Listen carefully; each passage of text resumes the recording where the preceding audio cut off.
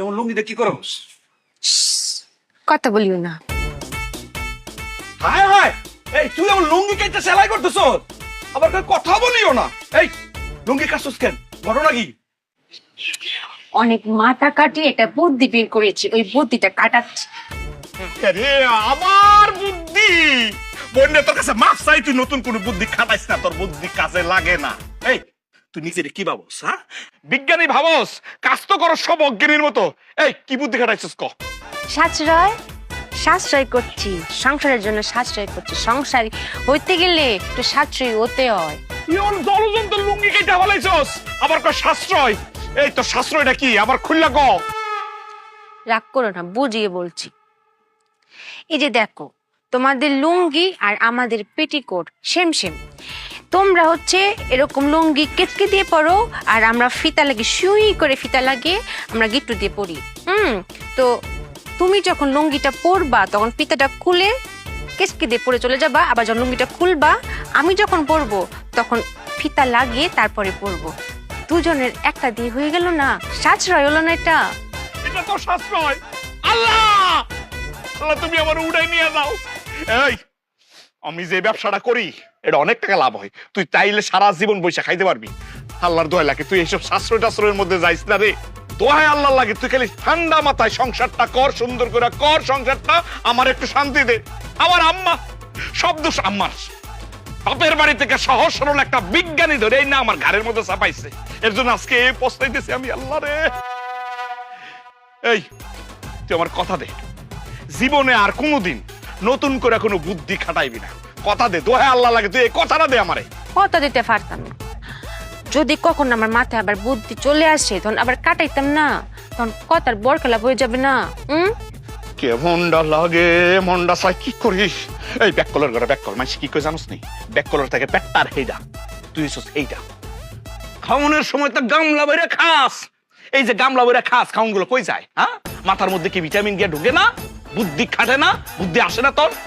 এমনটা মাঝে মাঝে।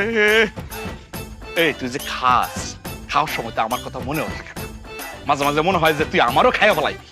তো খাস যে কই যায় তোর? তুমি আমার কামানে কোটা দিয়েছো, আমি আর খাইতাম না, আমি আর খাবো না। ওরে বাবা রে, খাওনের খোটা দিছি, এটা তোর মনের মধ্যে লাগছে, এই বুদ্ধিটা ঠিকই কাজে লাগছে। বেককলের বাচ্চা বেককল, কিছুক্ষণ পরে তো গামলা বইরা খাইবি। আম্মা, এ আম্মা, আজকে একটা রফা দফা হইব।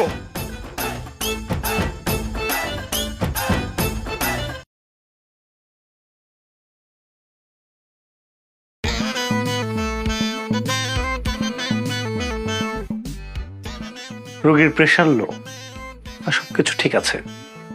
আরে বাকি সব ঠিক থাকলে শুয়ে পড়ছে কেন? আর কি সমস্যা কোন তো? আপনার কি মনে হয় ওনার সমস্যা কি? ওমা, রোগীর কি সমস্যা সেটা যদি আমি জানতে পারতাম তাহলে তো আপনার ডাকতাম না, তারপর অ্যাডভান্স করে। আপনার কথা হয়, কিন্তু আপনার চিকিৎসা তো হইতেছে না ডাক্তার সাহেব। আচ্ছা উনি কিভাবে পড়ে গেল? মাথা ঘুরে পড়ে গেছে নাকি অন্য কোনো ভাবে? আমি জানি না। তাহলে কে জানে? আম্মা জানে। আপনার আম্মাকে ডাকেন। আম্মা তো আইতো না। কেন আসবে না? আমার রাগ করেছে আমার উপর। কেন? আমি যে back call. Problem find out. আপনার ওয়াইফ ব্যাক কল, এই জন্য সে অসুস্থ হয়ে পড়ছে। আরে কি উল্টাপাল্টা কথা বলতেছে ডাক্তার সাহেব, আমি বুঝলাম না। দুনিয়াতে কোন জায়গায় লেখা আছে যারা ব্যাককল তারা খেলে অসুস্থ থাকে, আর যারা চালাক তারা সুস্থ থাকে সবসময়? আপনার কথা হয়।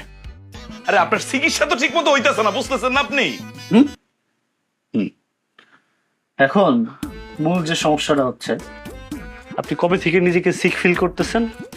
যেদিন থেকে আমার স্বামী আমাকে বলেছে তুমি খালি কেটে জানো, তোমার মাথায় কোনো বুদ্ধি নেই, বা খালি খাওয়ার কথা মনে থাকে, সেদিন থেকে আমি খাই না। এই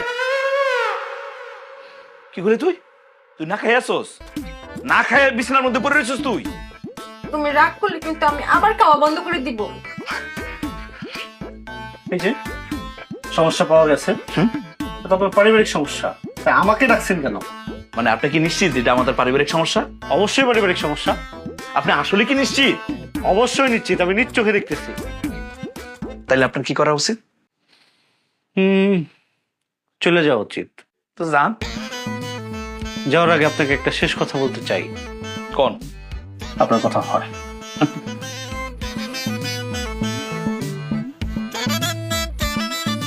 আচ্ছা, আমি বুঝলাম না, তোমার অসুস্থ হওয়ার কারণে আমি দৌড়ে ডাক্তার আনতে গেলাম, যাওয়ার আগে তোমার 100 বার জিজ্ঞাসা করছি কারণ কি, অসুস্থ হওয়ার কারণটা কি, তুমি কইলে না কেন? অভিমান।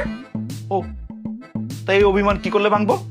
যখন তুমি আমাকে আদর করে বলবা যে চুপিয়া কে নাও কে নাও, আর বলবা যে চুপিয়া তুমি অনেক চালাক, তখন আদর না?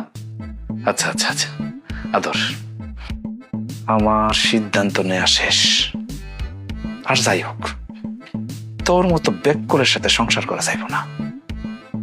তোরে পাম টাম দিয়া খাওয়াইয়া দাওয়াই সুস্থ কইরা আস্তে করে ঘিরিটা ধরে বাড়ি থেকে বের করে দেব, ফাইনাল। বেবি করে কি বলো?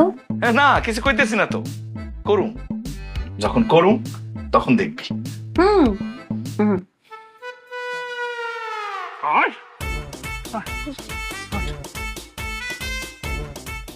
আর যা যা, তুই আমার চোখের সামনে থেকে যাবি, আর কোনোদিন তুই আমার চোখের সামনে আসবি না, যা। তুমি কই যাইবা সেটাকে আমি কই দিমু, সান্দের দেশে যাও। আরে আমি ভাবছি, কি ভাবছি যে বিয়ের পরে তুমি সালাক হয়ে যাবি। সালাক তো হইলি না, খালি ব্যাক করার ঘরে ব্যাক করতে, ব্যাক করে দেখলি তুই আসলে সালাক হওয়ার মতো ভাইয়া না। আমরা গেলে ব্যাকল কও করে, আমি ব্যাকল না তো, আমাকে চালাচ্ছিলাম। কি কইতেছস? আমি যখন নাকি চালাচ্ছিলাম তখন তিনবারের লাগে বেগে গেছিলাম, তারা আমাকে 2-3 মাস করে রেখে রেখে ফেরত দিয়ে গেছে। অনেক বুদ্ধি কাটিয়ে ভেবেছি যে আমার আর চালাক টাকা যাবে না, তুমি ব্যাক করে তোর সাথে আমার বিয়ে হচ্ছে। আল্লাহ আল্লাহ আল্লাহ, আমি কি শুনলাম? হ্যাঁ, কি শুনাই না পারে? আমি তার বিয়ে করছি, সে নাকি আমারই বিয়ে করার আগে আর 3 জনের সাথে ভেগে গেছে, 1 মাস 2 মাস করে ছিল। হ্যাঁ, এটা আমি কি শুনলাম? এতদিন তো মনে হয়েছে যে তুই ব্যাক, এখন তো মনে হচ্ছে আমি আরো বড় ব্যাক। হাই হাই, ওই ওই ব্যাক কর, বাচ্চা ব্যাক কর। আগে ছিলে তুই নরমাল ব্যাক কর, এখন হচ্ছিস তুই বড় ব্যাক কর। দিন যত দেখতে থাকবো না, তো ব্যাক গিরি বাড়তে থাকবো। ওরা আমি এসব কথা কইতেছি কে? তোরা কয়ে লাভ কি? হ্যাঁ, আমি আমি দড়ি দিমু, দড়ি আমি বাঁচুম না।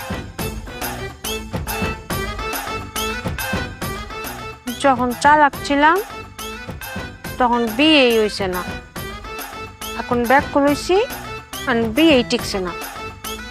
কি হয় আম, বেশি চালাকও ভালো না, বেশি ব্যাক করলে ভালো না, কি করতাম? আমার